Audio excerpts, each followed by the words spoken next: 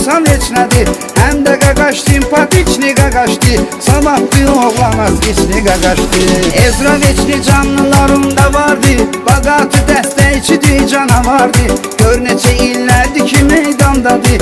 Suqut kayıtlardadır, ekrandadır. Beyni çölsə başını götür qaçginan. Yergə doyanlarda canlı açginan. Qalib olar kimsə fikirləşməsin. Elə eləyün Ezra əsəbləşməsin. İndi də danışım sizə kalyondan. Feyik səhifələr çıxır ancaq ondan. Mən buralardayam yazır aşağıdan.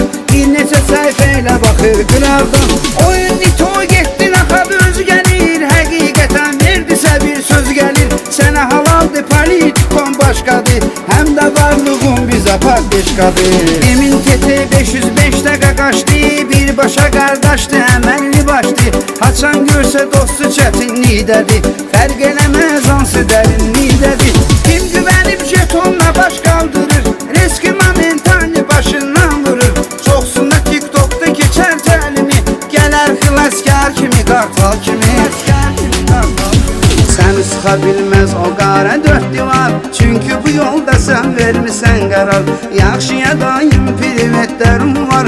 Öz adva layiq hərəkətlərim var. Sən bu yerə hörmətünlə gəlmisən. Düzlüyünlə, diqqətinlə gəlmisən.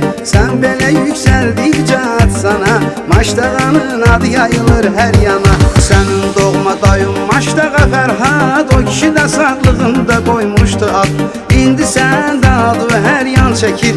İgid dayısına oxşuyar qan çəkir. Sən bizim hörmətli qardaşımızsan. Dəyərli qiymətli qardaşımızsan. Bizə bəllidir mərdliyin dəyanətin. Hünərlisən var sənin cəsarətin.